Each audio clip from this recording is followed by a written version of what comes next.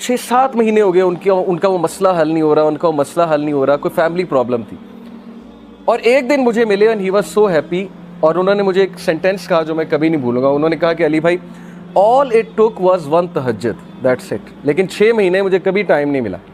मुझे लोगों से मिलने का टाइम मिल गया, मुझे लोगों से कहानियाँ सुनाने का टाइम मिल गया, लोगों की सुनने का टाइम मिल गया, लेकिन तहज्जुद का टाइम नहीं मिल रहा था। ऑल इट टुक वाज 1 तहज्जुद, और मेरा मसला हल हो गया। तो इमाम शाफी रहीमहुल्लाह ने कहा कि मेकिंग दुआ एट द टाइम ऑफ तहज्जुद is like an arrow which does not miss its target.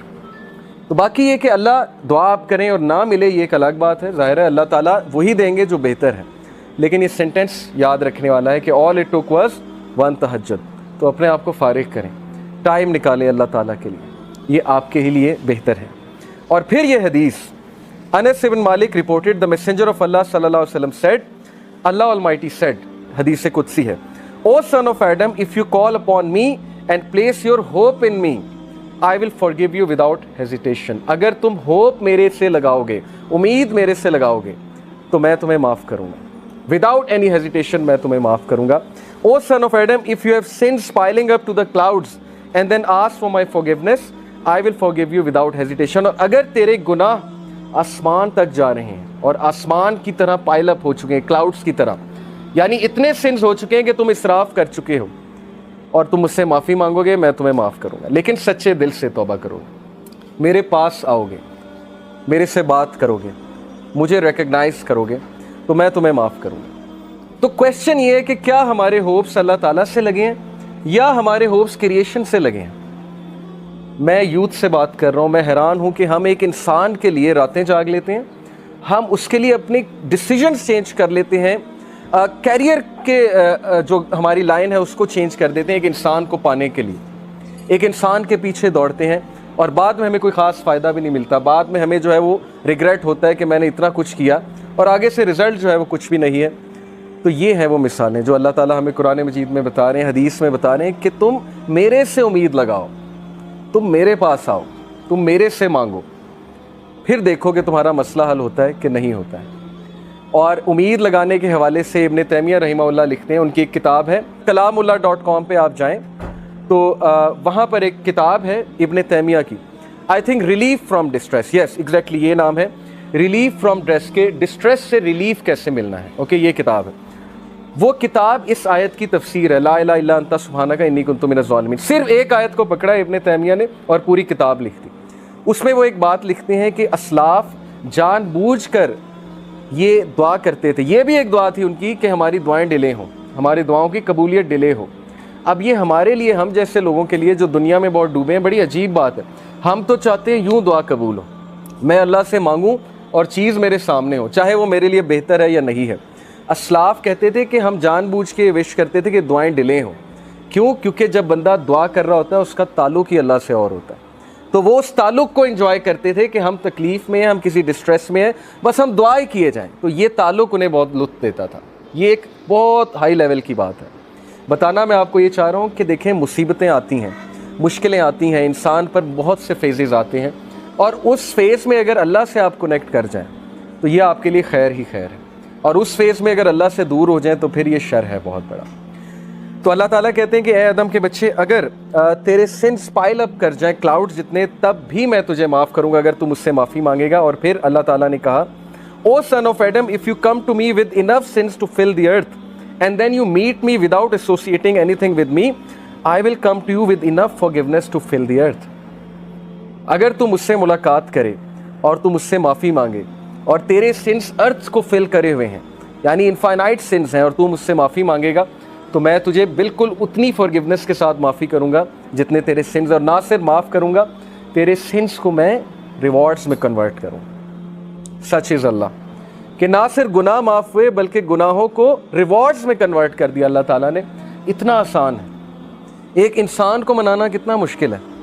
इंसान को मनाने में इंसान बहुत जलील होता है, अल्लाह को मनाना कितना आसान है। ठीक है, तो ये है वो मिसालें जिससे हमें सोचना चाहिए कि हम किस हस्ती को इग्नोर कर रहे हैं। अबू दर रिपोर्टेड, द मैसेंजर ऑफ अल्लाह सल्लल्लाहु अलैहि वसल्लम said, Allah almighty says, whoever comes with a good deed will have the reward of 10 like it and even more।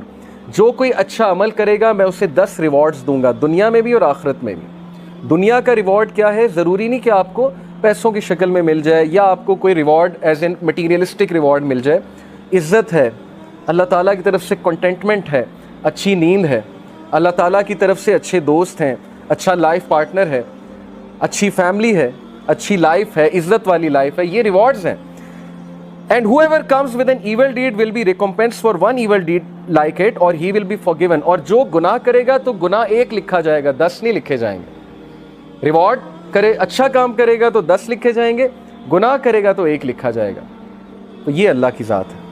He is all merciful, compassionate।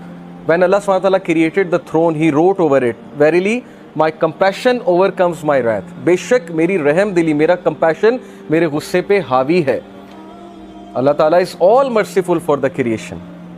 तो इसमें मैं आपको एक वाक़या भी सुनाता हूँ कि ये हिलियतुल औलिया एक किताब है, इसमें कुछ वाक़यात सही हैं। तो वन ऑफ द सही इंसिडेंसेस कि बनी इसराइल का एक शख्स था और उसके बहुत से सिंस थे।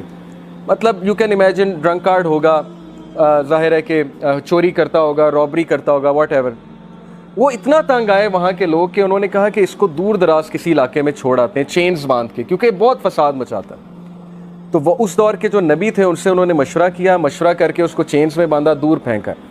यानी उसके सिंस इतने ज़्यादा थे, वो इतने तंग थे, उन्होंने कहा मरता है तो मरे। उस बंदे की डेथ हो गई और अल्लाह ताला की तरफ से उस नबी को वही आई और वही में अल्लाह ताला ने कहा कि मेरा एक वली फौत हो गया, तुमने उसे गुस्ल नहीं दिया। और वो नबी इतना हैरान हुए, उनके पैरों तले ज़मीन निकल गई कि कौन फौत हो गया, अल्लाह का वली जिसको मैंने गुस्ल नहीं दिया। तो अल्लाह ताला ने कहा वहाँ उस इलाके में जाओ और जाकर देखो। तो जब वो वहाँ पहुँचे अपनी कौम को लेके, इतना हैरान हुए कि ये तो वही बदकार आदमी है जिसने नाक में दम किया हुआ था। तो ये शख्स वली कैसे बन गया? तो अल्लाह ताला ने कहा कि इसने मरने से पहले एक दुआ की थी और वो दुआ मुझे इतनी अजीज़ है, इतनी पसंद आई कि अगर वो दुआ से पूरी इंसानियत को भी बख्शवाना चाहता मैं बख्श देता।